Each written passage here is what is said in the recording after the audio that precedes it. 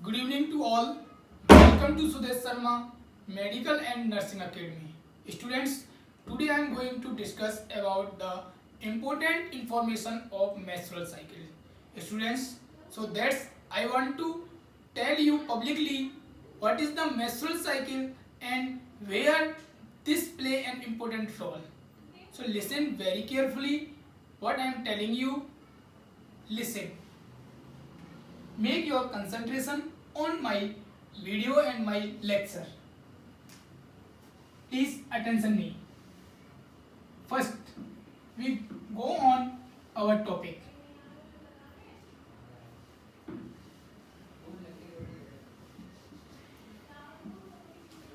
Important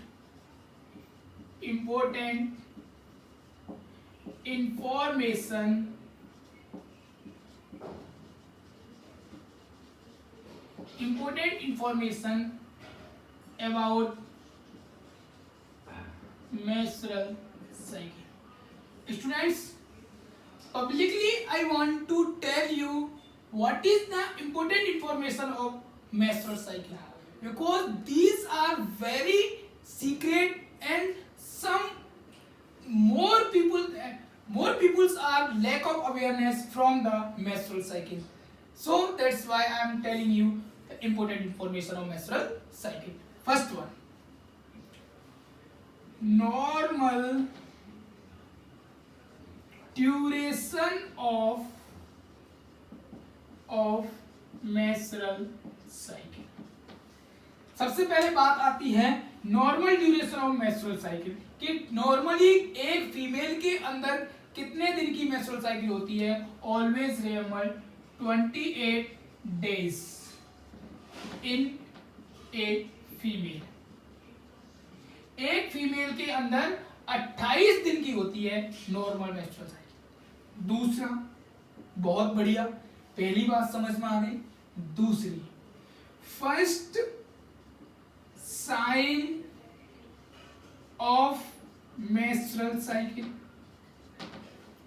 first sign of menstrual cycle का first sign क्या होता है?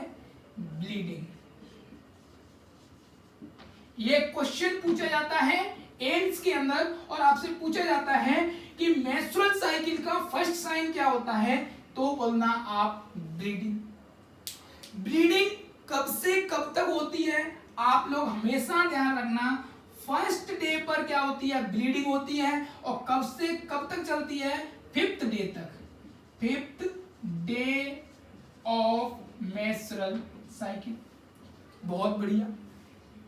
पहले दिन से चली 5वें दिन तक एक फीमेल के अंदर. ये आपको हमेशा ध्यान रखना है फीमेल के अंदर क्या क्या चीजें होती हैं मेंस्ट्रुअल साइकिल के अंदर. इसीलिए मैंने आज वर्ड लिखा है, नहीं तो मैं बहुत सारे टॉपिक बना सकता था इसमें और आपको समझा भी सकता था, लेकिन मैंने वो समझा अपने इस टॉपिक के अकॉर्डिंग कि क्योंकि ये बहुत इंपॉर्टेंट रहती है, तो हम लोग क्यों ना इस चीज को इंपॉर्टेंट इंफॉर्मेशन दें और बाकी की चीजों को अपने टॉपिक के अंदर पढ़ चुके हैं. तो ये चीज मैं आप लोगों को इंपॉर्टेंट बता रहा हूं. ये एग्जाम पर्पस से भी है और एक फीमेल के अंदर या फीमेल की सोशल लाइफ के अंदर भी या न्यूली कपल मैरिड कपल के लिए भी इंपॉर्टेंट बातें होती हैं कि उसको भी ये चीजें इंफॉर्मेशन पता होना चाहिए. फर्स्ट साइन ब्लीडिंग कब से कब तक? फर्स्ट डे से 5th डे तक. इस दौरान ब्लीडिंग टाइम के दौरान आप हमेशा ध्यान रखना, यदि किसी फीमेल के अंदर ब्लीडिंग हो रही है तो आपका नर्सिंग एडवाइस क्या होगी? आप क्या एडवाइस करोगे? आप उस फीमेल को एडवाइस करोगे you should use sanitary napkins. आप क्या एडवाइस करोगे? Sanitary napkins. ब्लीडिंग के दौरान अगर आपसे पूछा जाए कि आप क्या एडवाइस करोगे, तो always remember sanitary napkins. Sanitary napkins के बारे में उसको बताओगे कि आपको सैनिटरी नैपकिन्स यूज करने हैं 1 से 5 दिन तक. क्यों? क्योंकि ये सैनिटरी नैपकिन्स क्या करते हैं? बचाते हैं किससे? यूटीआई एंड एसटीडी से. क्योंकि आप लोग जानते हो, क्योंकि इंडिया के अंदर लैक ऑफ अवेयरनेस होती है, लैक ऑफ अवेयरनेस होती है, इलिटरेसी होती है, पॉवर्टी होती है, जिनकी वजह से क्या है, फीमेल्स डर्टी क्लोथ, पुराने क्लोथ्स को यूज करती हैं अपने अंडरगारमेंट्स में, और उनको यूज करने की वजह से उनको क्या होता है, इन्फेक्शन होने के चांसेस रहते हैं। तो इसीलिए हम लोग उनको इन्फेक्शन से प्रिवेंट करने के लिए हम लोग एडवाइस करेंगे, नर्सिंग एडवाइस करेंगे कि सैनिटरी नैपकिन्स यूज करें, और दूसरी बात क्या यूज करेंगे, हाइजीन मेंटेन करें, हाइजीन मेंटेन करें। क्या हाइजीन मेंटेन करें, एक तो क्या करेंगे, पेरिनियल एरिया को क्लीन रखेंगे, एरिया क्लीन, एक तो पेरिनियल एरिया क्लीन होना चाहिए और दूसरा ड्राई होना चाहिए, सूखा होना चाहिए। तो वो क्या करेगा, हाइजीन मेंटेन करेगा, और हाइजीन मेंटेन की वजह से उसको क्या है, इन्फेक्शन के चांसेस नहीं होंगे during the bleeding time. These are important. ये हमारा उत्तरदायित्व बनता है कि यदि हम कहीं पर सीएचओ बनते हैं, कहीं पर हम नर्सिंग स्टाफ बनते हैं, यदि हम कहीं नर्सिंग डिपार्टमेंट से हैं, तो एक फीमेल को ये सारी चीजें एडवाइस करें। आइए नेक्स्ट बात करते हैं। बहुत बढ़िया, ये चीजें आपको समझ में आई। आइए आगे बात करते हैं, आगे बात करेंगे, वो भी बहुत अच्छी बात होगी। नेक्स्ट हम लोग बात करते हैं नंबर 3, तीसरे नंबर पर हम लोग बात करेंगे ब्लीडिंग के बाद में। नेक्स्ट है ओव्यूलेटरी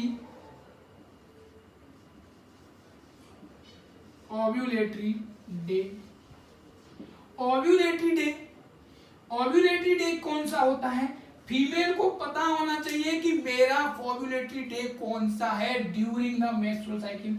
ये 28 दिन की मेंस्ट्रुअल साइकिल है, और उस 28 दिन की मेंस्ट्रुअल साइकिल के दौरान मेरा कौन सा ओव्यूलेटरी डे है, कौन से दिन ओवम रिलीज होगा। तो आप ऑलवेज रिमेंबर, आप बताना उसको, क्या बताओगे, before 14 days of next menstrual cycle। एक मेंस्ट्रुअल साइकिल जो आने वाली है उससे कितने दिन पहले, 14 दिन पहले एक फीमेल के अंदर क्या है, मेंस्ट्रुअल क्या है, ओवम रिलीज होता है। ओव्यूलेटरी डेज मतलब ओवम रिलीज होना। ओव्यूलेटरी डेज का मतलब वह दिन जिसमें क्या होता है, ओवम रिलीज होता है। वह दिन जिसमें ओवम रिलीज होता है वो क्या कहलाता है, ओव्यूलेटरी डे कहलाता है। कब होता है, before 14 days of next menstrual cycle. अगली मेंस्ट्रुअल साइकिल आने से 14 दिन पहले क्या कहलाता है, ovulatory day. Sir ovum release का हमें कैसे पता चलेगा, साइन क्या है सर, साइन हम लोग आपको बता रहे हैं। साइन है इसका increase body temperature. Body temperature increase हो जाएगा। और दूसरा साइन है lower mild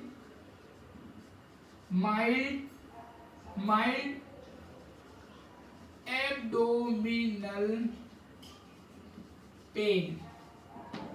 mild abdominal pain, इसी को हम लोग बोलते हैं मिटेल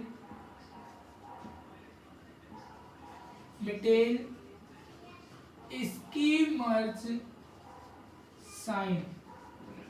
मिटेल स्कीमर्स साइन कई बार क्वेश्चन पूछा जाता है। Lower abdominal pain at during the menstrual cycle at the time of 14 days you will call mittelschmerz sign. मतलब लोअर एब्डोमेन के अंदर अगर ड्यूरिंग द मेंस्ट्रुअल साइकिल अगर पेन होता है तो वो क्या कहलाता है, मिटेल स्कीमर्स साइन। ये कहलाता है ओव्यूलेटरी डे। आपको मैंने बताया normal duration, first sign of menstrual cycle, एक तो ब्लीडिंग होता है, दूसरा क्या होता है, लोअर एब्डोमिनल पेन भी होता है, वो भी पेनफुल ब्लीडिंग होती है। लेकिन यहां पर क्या है, ब्लीडिंग क्या है, जो माइल्ड नहीं होती, मॉडरेट और सीवियर होती है। यहाँ पर लोअर एब्डोमिनल पेन क्या होता है, मॉडरेट और सीवियर होता है, यहाँ पर स्लाइट और माइल्ड होता है। तो इसीलिए मैंने आप लोगों को बताया है कि माइल्ड एब्डोमिनल पेन है तो क्या दोगे उसको, मिटेल स्कीमर्स, क्या बोलेंगे उसको, मिटेल skimmers sign. Now next, number 3 के बाद में आता है नंबर 4। बहुत इंपॉर्टेंट बात है, आप कभी मत भूलना, क्योंकि ये बहुत हमारे सामाजिक जीवन में काम आती हैं। क्योंकि अगर इन चीजों का हमें पता है तो ही हम फैमिली प्लानिंग कर सकते हैं, हम प्रेगनेंसी कंसीव करवा सकते हैं और प्रेगनेंसी को अवॉइड भी करवा सकते हैं। इसीलिए मैंने यहाँ पर लिखा है इंपॉर्टेंट इंफॉर्मेशन, क्योंकि ये चीज आपको पता होना चाहिए। नंबर 4, नॉर्मल ड्यूरेशन हो गई, फर्स्ट साइन हो गया, ओव्यूलेटरी डे हो गया, बहुत बढ़िया। अब बात आती है safe period. Safe period, safe period, safe period, safe period वह पीरियड होता है जिसमें बच्चा ना लगे, प्रेगनेंसी कंसीव ना हो, वो क्या कराता है, सेफ पीरियड। सेफ पीरियड कौन सा होता है, मेंस्ट्रुअल साइकिल, क्योंकि ये 1 से 28 दिन की है, 1 से 28 दिन की है। तो इन 28 दिनों में कौन कौन से डे क्या है, सेफ है। तो always remember fifth day to 12th day and 16th day to 28th day of menstrual cycle. इन दौरान आप क्या है, इंटरकोर्स कर सकते हैं और क्या होगा, उस दौरान प्रेगनेंसी कंसीव नहीं होगी, नो प्रेगनेंसी। सेफ पीरियड कब से, 5वें दिन से 12वें दिन तक, 5वें, 6वें, 7वें, 8वें, 9वें, 10वें, 11वें, 12वें, इन दौरान आप इंटरकोर्स करो। फिर उसके बाद में 16 दिन से 28वें दिन तक खूब इंटरकोर्स करो, कोई दिक्कत नहीं है, कोई बच्चा नहीं लगेगा। लेकिन इसके अंदर सर एक समय और रह गया, जो कि आप 12 से 16 के बीच में वो समय कहां गया बेटा, उसी को हम लोग बोलते हैं, always remember, risk period. Risk period, उसको हम लोग क्या बोलते हैं, risk period, risky period. Risky period वह पीरियड होता है जिसके अंदर प्रेगनेंसी कंसीव होने के चांस ज्यादा होते हैं, क्या कहलाता है, रिस्की पीरियड कहलाता है। कब से कब तक होता है, ऑलवेज रिमेंबर, कभी मत भूलना, ये 13वें, 14वें और 15वें दिन तक of menstrual cycle, 13th, 14th और 15th day of menstrual cycle. 13, 14, 15 दिन क्या होता है, रिस्की पीरियड होता है मेंस्ट्रुअल साइकिल। इन दिनों में क्या है, ओवम रिलीज होता है, और ओवम रिलीज होता है क्योंकि मैंने आप लोगों को बताया ओव्यूलेटरी डे, और ओव्यूलेटरी डे क्या है, 14th डे। तो जरूरी नहीं है कि 14वें दिन पर ही हो, ये एक नॉर्मल वैल्यू है, 14 से पहले भी हो सकता है, एक दिन पहले, और 14 से बाद में भी हो सकता है। इसके अंदर 12 to 24 आवर्स का वेरिएशन आ सकता है। तो इसीलिए मैंने आप लोगों को बताया है, या तो 13वें दिन पर, या 15वें दिन पर, या 14वें दिन पर। तो इसीलिए ये क्या है, रिस्की पीरियड। यदि मान के चलो 14 दिन, यदि मान के चलो 13वें दिन पर रिलीज हो गया तो वो 14 दिन तक है। इसका मतलब एक चीज से और है, इसका रिलेशन है ओवम की लाइफ स्पान से। ओवम लाइफ स्पान कितनी होती है, 12 to 24 आवर्स। कुछ बुक्स के अंदर आपको 48 आवर्स भी देखने को मिलते होंगे, लेकिन स्टैंडर्ड वैल्यू 12 to 24, क्योंकि मिनिमम वो 12 घंटे तक जिंदा रह सकता है और मैक्सिमम 24 आवर्स। कुछ बुक्स के अंदर आपको 48 आवर्स भी मिलेंगे, लेकिन ये नॉर्मल है। यदि मान के चलो 13वें दिन को ओवम रिलीज हुआ है तो 24 आवर्स ध्यान रखो, तो वो 14वें दिन तक भी रह सकता है।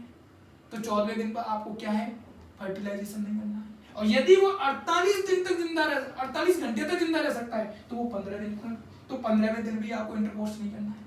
और यदि वो 14 से 15 पे होता है, 15 पे तो होगा ही नहीं, क्योंकि 14वें दिन पर रिलीज हो जाएगा, तो 15 पर कभी होता ही नहीं है। और 15वें दिन पर तो क्या है, वो डिजनरेट हो जाता है, वो मर जाता है। तो क्या है, 14 से 15 दिन।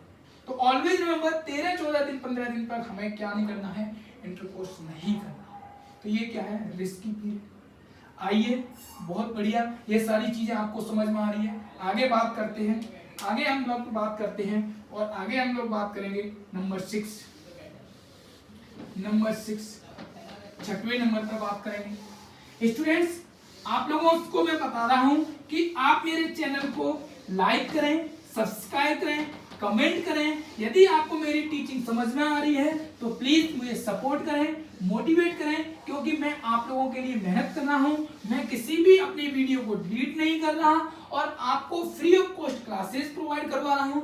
So you please like and share my YouTube channel and also subscribe, क्योंकि आप लोगों को मेरे सभी रेगुलर क्लासेस के वीडियोस मिले और आपको एक अच्छी नॉलेज गेन हो ओवीसी के अंदर। सो प्लीज आप मेरे चैनल को सब्सक्राइब करें और शेयर करें। यदि लाइक करते हो तो बहुत बढ़िया, क्योंकि ये आपकी मर्जी है, लाइक करना आपके, लाइक और कमेंट करना आपके हाथ की बात है, तो वो आपके ऊपर डिपेंड है। नाउ नेक्स्ट हम लोग बात कर रहे हैं, ये चीज हमने बात की और उसके बाद में हम नेक्स्ट बात कर चर्चा करने जा रहे हैं, और चर्चा कर रहे हैं जिसके अंदर मैं आप लोगों को बताऊंगा कि रिस्की पीरियड बता दिया, सेफ पीरियड बता दिया। अब हम लोग बात करेंगे कि सर एक चीज और बताओ कि यदि किसी के ओवम रिलीज हो ही नहीं तो, आइए हम लोग बात करते हैं एनओव्यूलेशन। किसी फीमेल के अंदर ओवम की एब्सेंस हो, anovulation, absence of ovum, absence of ovum and ovulation, absence of ovum formation क्या कहलाता है, एनओव्यूलेशन। एनओव्यूलेशन हो रहा है तो उसके लिए आप ऑलवेज रिमेंबर, ध्यान रखना, treatment clomiphene citrate, क्लोमीफेन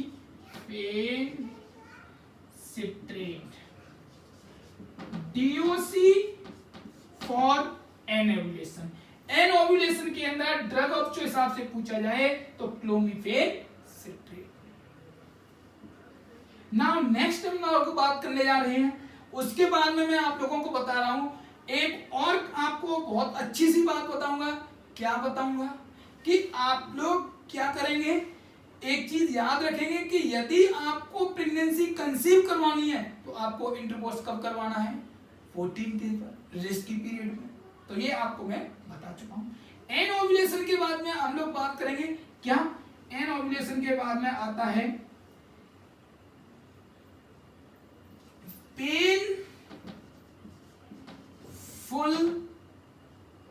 painful menstrual bleeding. क्योंकि आप ब्लीडिंग, ये आपको शिकायत देखने को मिलेगी एक फीमेल के अंदर कि सर मुझे क्या है, पेनफुल मेंस्ट्रुअल ब्लीडिंग हो रही है, पेन हो रहा है, जिसको हम लोग बोलते हैं क्या, डिस्मेनोरिया।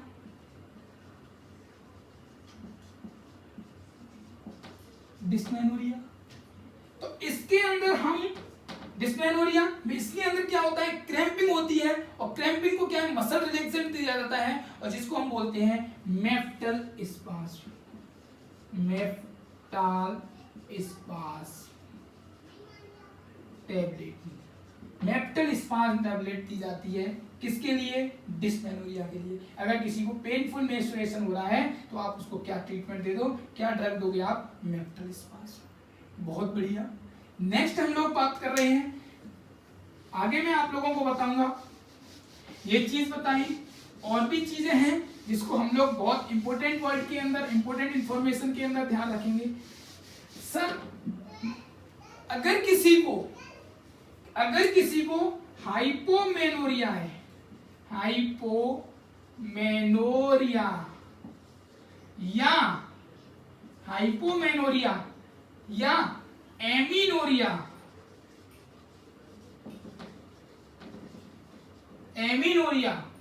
कौन सा वाला, मोस्टली सेकेंडरी।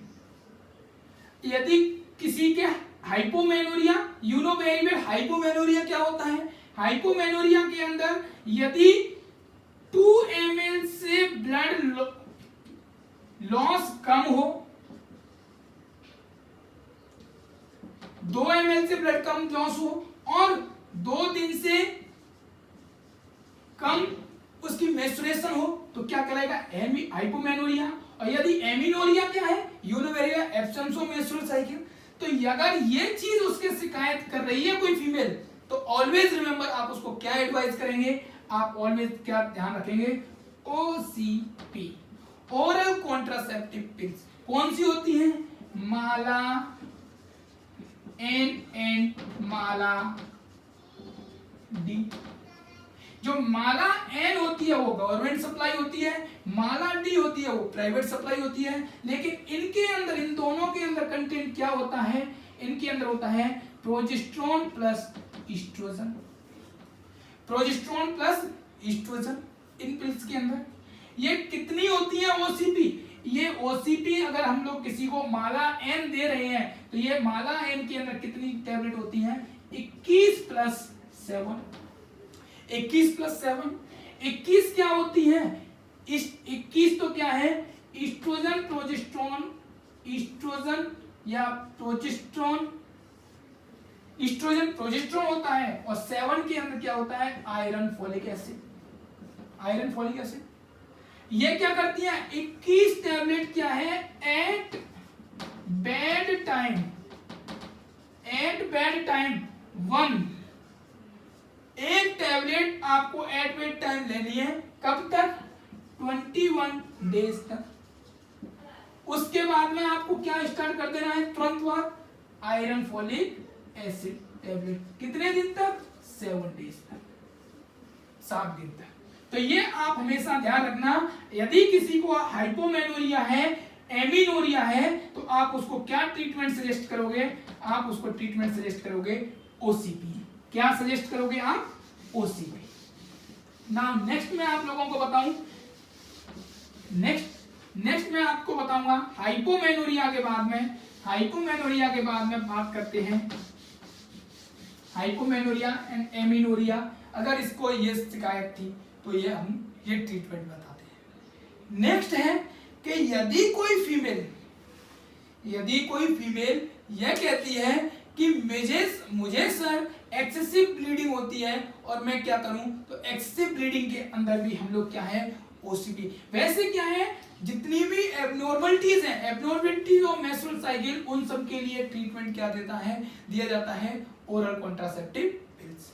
लेकिन यदि कोई कपल, मैं जब पढ़ा रहा हूं तो मैं आप लोगों को मेंस्ट्रुअल साइकिल बता दी, ओव्यूलेटरी डे बता दिया, और उसके बाद में मैंने सेक्सुअल एक्टिविटी बता दी कि आप कब से कब तक सेक्सुअल एक्टिविटी कर सकते हैं, सेफ पीरियड के अंदर कर सकते हैं।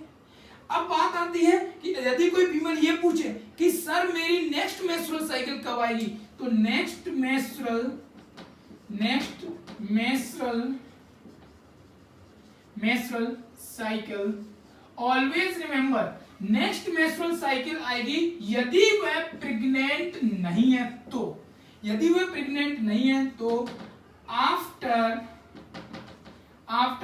14 डेज ऑफ ओव्यूलेशन, ओव्यूलेशन के 14 दिन बाद उसको क्या है, नेक्स्ट मेंस्ट्रुअल साइकिल आती है।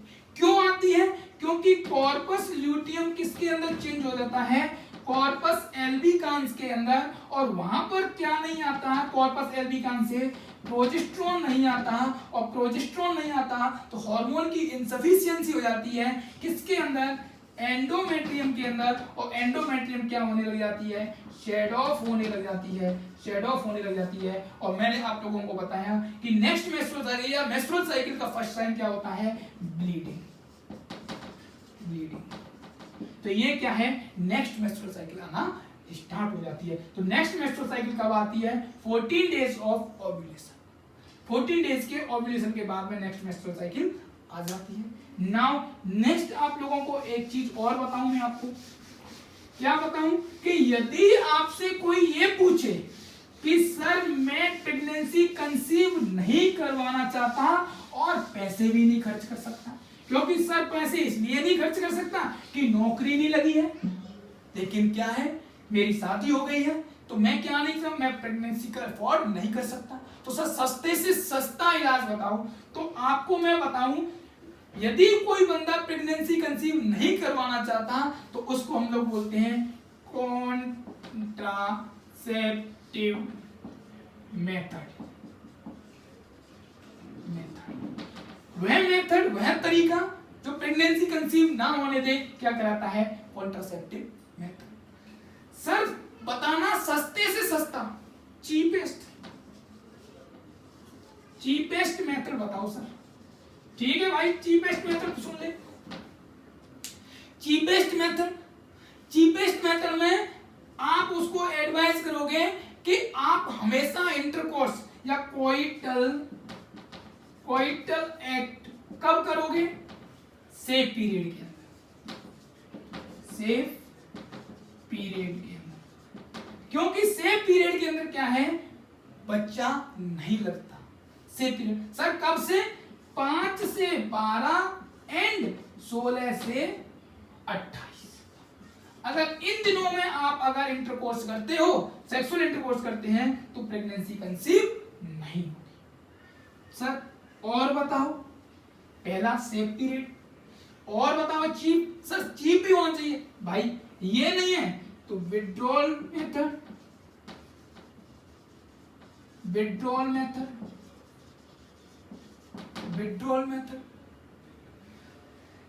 मेथड अपना ले। ये क्या होता है सर कि यदि हम लोग सेक्सुअल इंटरकोर्स कर रहे हैं और अपनी सेक्सुअल इजैकुलेशन, जो पेनिस से स्पर्म इजैकुलेशन होता है वेजाइना के अंदर, उस समय अपनी पेनिस को विड्रॉल करना, बाहर निकाल देना और बाहर इजैकुलेशन करना, स्पर्म का आउटसाइड ऑफ वेजाइना इजैकुलेशन होना, क्या कहलाता है, withdrawal method. During the coital act to withdraw the penis and ejaculate the sperm outside from vagina is called withdrawal method। Vagina के बाहर स्पर्म का ejaculation होना withdrawal method कहलाता है during the coital act। now next, ये भी सस्ता है कि सर इसमें भी कोई पैसा नहीं लगेगा। और बताओ सर, और सुन ले, lactational amenorrhoea, lactational amenorrhoea. Sir ये क्या होता है, जब कोई माँ अपने बच्चे को दूध पिलाती है तो उस समय उसके मेंस्ट्रुअल साइकिल नहीं आती है, मेंस्ट्रुअल साइकिल नहीं आएगी तो ओवम रिलीज नहीं होगा, ओवम रिलीज नहीं होगा तो फर्टिलाइजेशन नहीं होगा, और फर्टिलाइजेशन नहीं होगा तो आप उस दौरान क्या कर सकते हैं, सेक्सुअल इंटरकोर्स कर सकते हैं। ये भी सस्ता है। आपसे एम्स में क्वेश्चन ये पूछा जा सकता है कि all these are cheapest method except one, इनके अलावा अगर कोई है तो आप बता देना, वो आपका आंसर होगा, चीपेस्ट हो गया सर। और बताओ सर, आप अगर आपको ये चीज नहीं है तो आप बोलेंगे कि यार एक और चीज मान ले, अगर तू मेरी सलाह माने तो बताऊंगा, नहीं तो नहीं बताऊंगा। हाँ सर क्यों नहीं, आप बताएंगे तो क्यों नहीं मानूंगा, तो सुन ले, most convenient method. Convenient method क्या है, अच्छे से कन्वीनियंट हो सके, अच्छे से बता सके, अपनी बात को बनवा सके, किसी को मैसेज दे सके, वो कन्वीनियंट होता है। जैसे बैरियर मेथड, बैरियर मेथड क्या है, मोस्ट कन्वीनियंट मेथड है। ऑलवेज रिमेंबर, कभी मत भूलना, क्योंकि यदि आप किसी को एडवाइस करते हो क्या ले जाए, कॉन्डोम, थोक के भाव मिलती है सीएससी पीएससी पे, कॉन्डोम, फेमिडोम, फेमिडोम, भाई कॉन्डोम फेमिडोम यूज कर ले, बच्चा नहीं लगेगा। सर ये तो बहुत अच्छी बात है, सस्ते मिलते हैं, फ्री में मिलती है, ले जाऊंगा, मोस्ट कन्वीनियंट हो गया। सर और बताओ, तो सर मोस्ट कॉमन या मोस्ट रिलायबल जिसमें हम भरोसा भी कर सके, तो आपको मैं मोस्ट इफेक्टिव मेथड में अगर आप लोगों को बताऊं, मोस्ट क्वेश्चन है most effective method for newly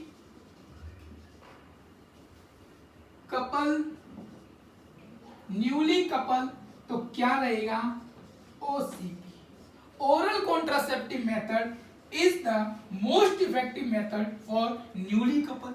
भाई क्या है, first day of menstrual cycle, आप फर्स्ट डे में, वैसे यदि आपसे मैं आपको कोई कॉन्ट्रासेप्शन के बारे में डिस्कशन करूंगा, वैसे तो ये 5th डे से स्टार्ट करती है, लेकिन अगर आप फर्स्ट डे से स्टार्ट करते हैं तो कोई दिक्कत नहीं है, वैसे 5वें दिन से स्टार्ट करते हैं।